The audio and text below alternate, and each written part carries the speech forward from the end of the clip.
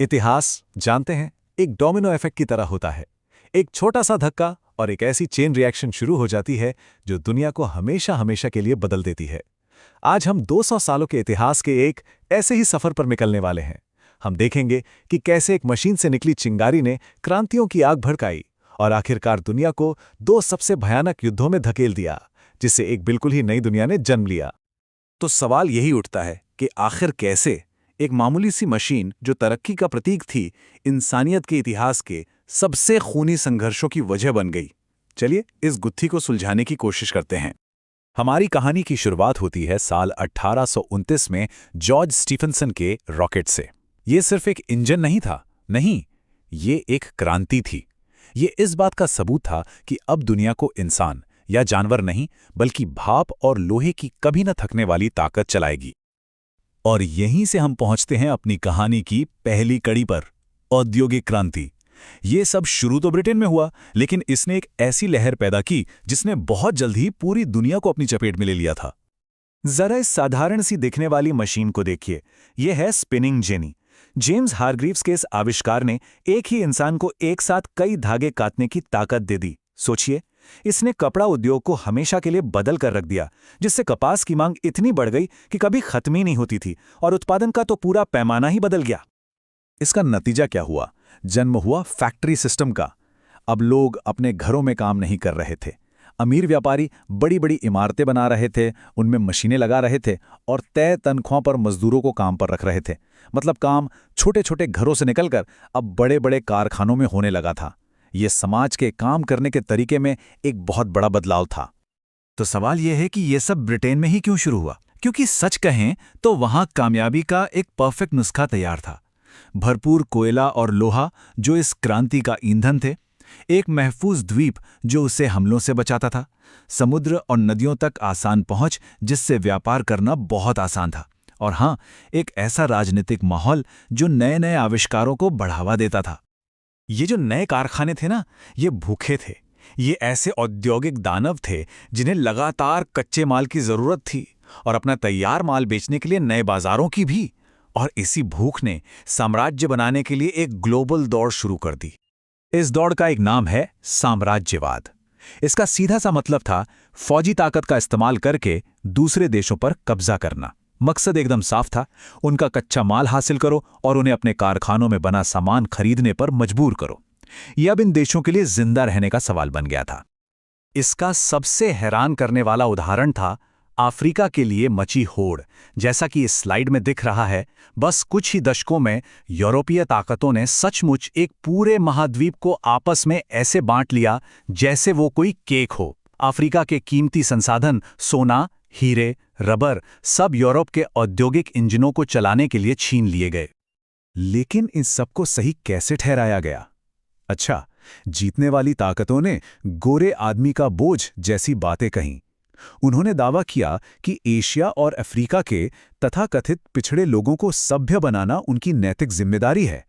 इस एक जुमले ने आर्थिक शोषण और राजनीतिक कब्जे को एक नैतिक चोगा पहना दिया।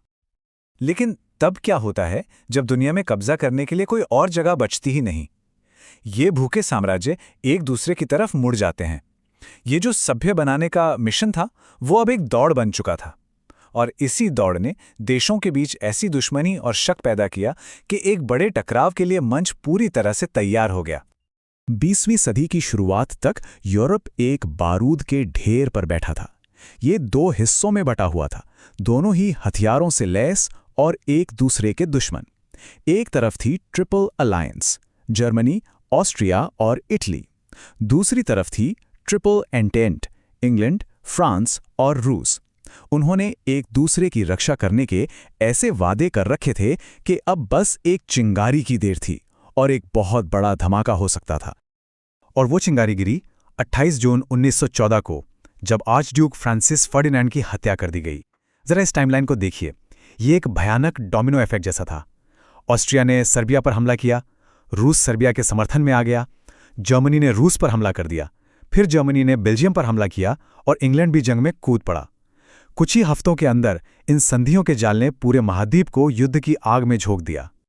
4 साल की भयानक लड़ाई के बाद युद्ध तो खत्म हो गया, लेकिन जो शांति संधि हुई, वर्साय की संधि, वो असल में सजा देने के लिए बनाई गई थी। जैसा कि ये कोटेशन कहता है, इसने जर्मनी को राजनीतिक, आर्थिक और सैन्य रूप से चकनाचूर कर दिया। जर्मनी को युद्ध का सारा दोष मानने और भारी हर्जाना देने के लिए मजबूर किया गया। इससे इतनी नाराजगी और अस्थिरता पैदा हुई कि अगले और भी ज्यादा घातक संघर्ष के बीज बो दिए गए। ये स्लाइड साफ साफ दिखाती है कि कैसे दुनिया एक युद्ध से दूसरे युद्ध तक पहुंची। पहली बात, वो अपमानजनक संधि जिसने जर्मनी के गुस्से को भड़काया। फिर हिटलर जैसे तानाशाह सत्ता में आए, जिन्होंने देश का गौरव वापस दिलाने का वादा किया। पश्चिमी ताकतें एक और युद्ध से बचने के लिए तुष्टीकरण की नीति अपनाती रहीं और जर्मनी को हथियार जमा करते हुए देखती रहीं। और आखिरी कदम था 1939 में जर्मनी का पोलैंड पर हमला, जिसने आधिकारिक तौर पर द्वितीय विश्व युद्ध की शुरुआत कर दी। द्वितीय विश्व युद्ध की तबाही हमारी कल्पना से भी परे थी। इस वैश्विक नरक की राख से एक सवाल उठा, हम ऐसा दोबारा होने से कैसे रोक सकते हैं? और इसी सवाल ने एक नई विश्व व्यवस्था बनाने की कोशिशों को जन्म दिया। तबाही का मंजर चौंकाने वाला था। शहर मलबे के ढेर में बदल चुके थे, करोड़ों जानें चली गई थीं, और युद्ध का अंत हुआ परमाणु युग की शुरुआत के साथ, जब हिरोशिमा और नागासाकी पर एटम बम गिराए गए।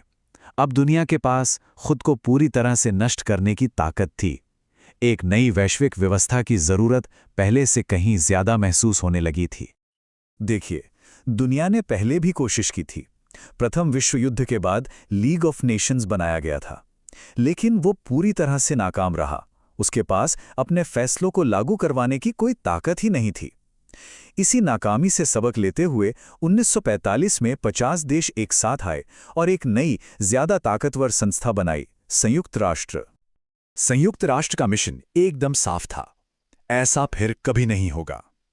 इसका मकसद सिर्फ शांति बनाए रखना नहीं था, बल्कि भविष्य के युद्धों को रोकना, देशों के बीच दोस्ती बढ़ाना, दुनिया की समस्याओं पर मिलकर काम करना और सबसे जरूरी, मानवाधिकारों की रक्षा करना था।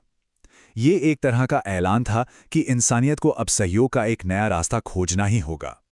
तो एक मामूली सी मशीन ने एक औद्योगिक क्रांति शुरू की। उस क्रांति की भूख ने साम्राज्यवाद को जन्म दिया। उन साम्राज्यों के टकराव से 2 विश्व युद्ध हुए और उस तबाही की राख से एक नई विश्व व्यवस्था बनी, इस उम्मीद पर कि तीसरा विश्व युद्ध कभी ना हो। लेकिन ये सब हमें एक बहुत जरूरी सवाल पर सोचने के लिए छोड़ जाता है। क्या ये चक्र, जो आविष्कार से प्रतिस्पर्धा और प्रतिस्पर्धा से संघर्ष तक ले जाता है, वाकई टूट गया है?